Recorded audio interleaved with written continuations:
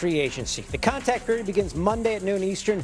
During that two-day window, teams are allowed to negotiate with players. So while the new league year doesn't start till Wednesday, which is when moves can become official, we'll start getting news of impending deals starting tomorrow.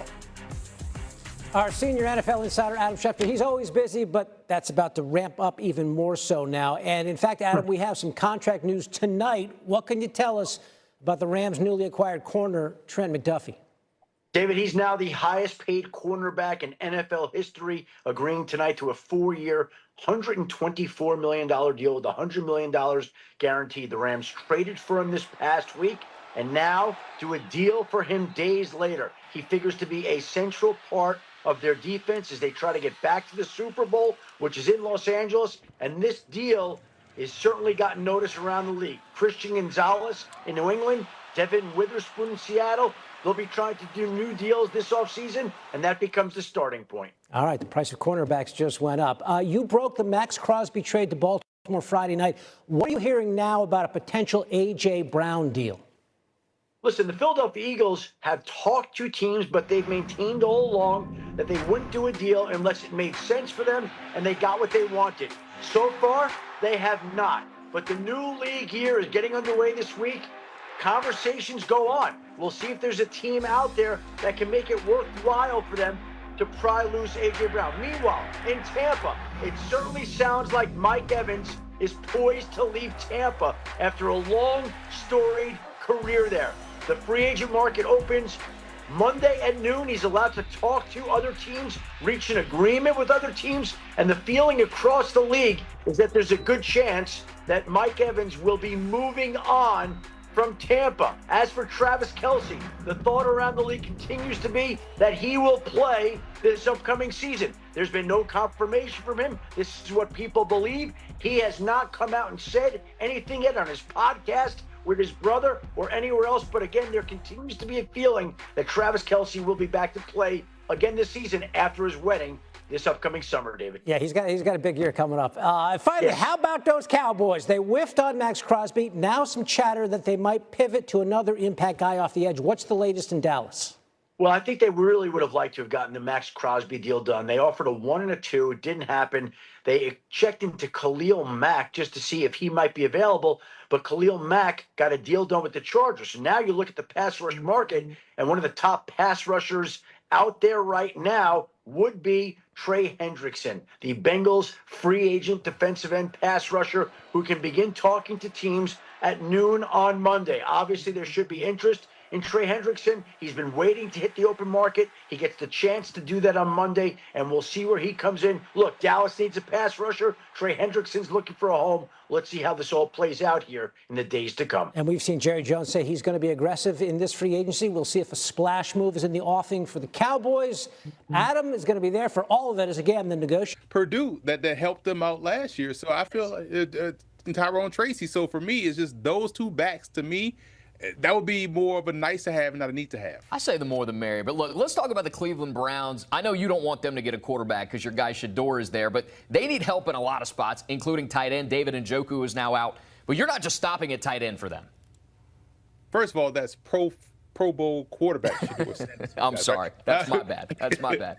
But all seriousness, when you look at this offense, they're trying to get better on that side of the ball. So Isaiah Likely, with the familiarity with Todd Monken, makes a ton of sense for them to add another tight end that wants to be the guy, but also can work well with another very good tight end, a young prospect in Harold Fannin Jr. So you give Shedeur two good tight end options that can control the middle of the field, that can do a lot of great things after the catch. But we're not done here working on this offense. You saw them bring in Titus Howard, which now helps out them along the offensive line, whether that's at right tackle or right guard. But why not go and make a trade with that second-round pick for A.J. Brown? I think you go and get A.J. Brown. You give the Browns a bona fide number one. And there's some familiarity with the NFC East trading with the AFC North. We saw Pickens go down to the Dallas Cowboys, so Odell Beckham go from the Giants to the Browns. Why not bring A.J. Brown from Philly over to Cleveland and have the bona fide number one, now makes Jerry Jeudy at 1B, and now you can have that rotating third receiver, whether that's Isaiah Bonds, Cedric Tillman.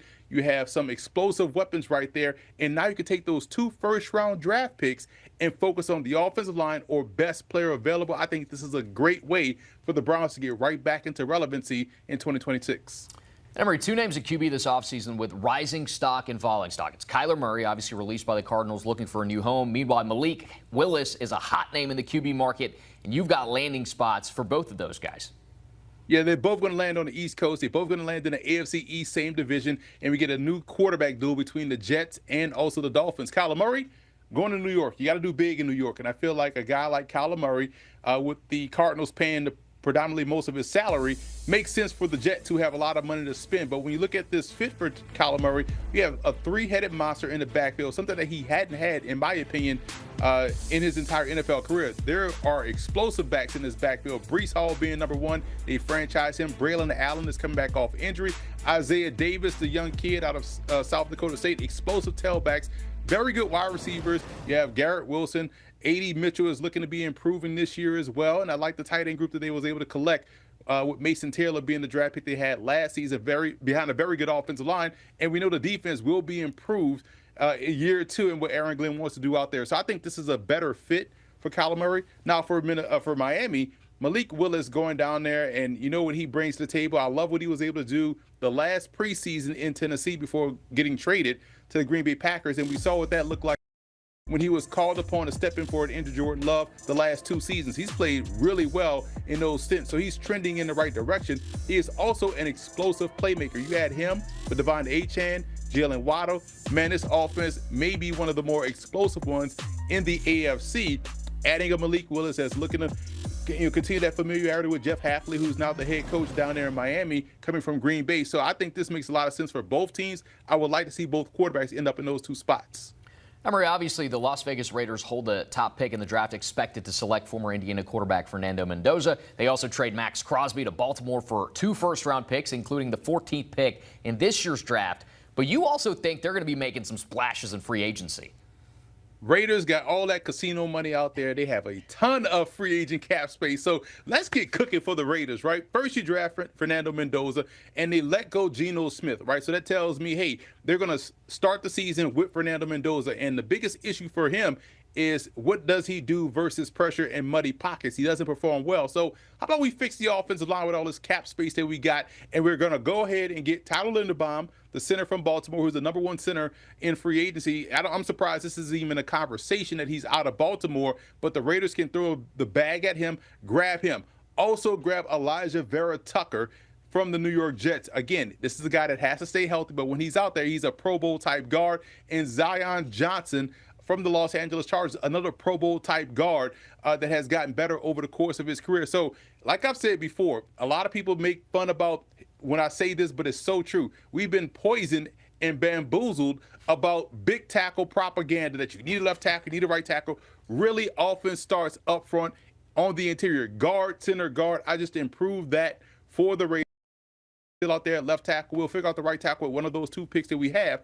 And with all this money we still have room to go and sign a replacement for Max Crosby and a young, improving, healthy Jalen Phillips, who stood out last year when he was able to step in for the Philadelphia Eagles and play really well after being traded from Miami. So for me, that's how you fix the Raiders right away, and the Raiders will now be relevant thanks to GM Emory Hunt. Yeah, I'm a part of that big tackle propaganda machine, so I feel called out right now. But let's talk about the resurgence of guys like Sam Darnold and even Daniel Jones last season before he was hurt. There are some who believe if given an opportunity in the right system, Zach Wilson could be the next in that crop of former so-called busts who can revive their careers. What's your bold prediction for Wilson? Well, let's follow the tea leaves. First of all, how about we give Zach Wilson credit? Because no one's talking about how good he looked when he went to Denver in the preseason, how good he looked in Miami in the preseason, and when he was called upon to play a little bit with the Dolphins. So he has gotten better since leaving New York. That's following the Sam Darnold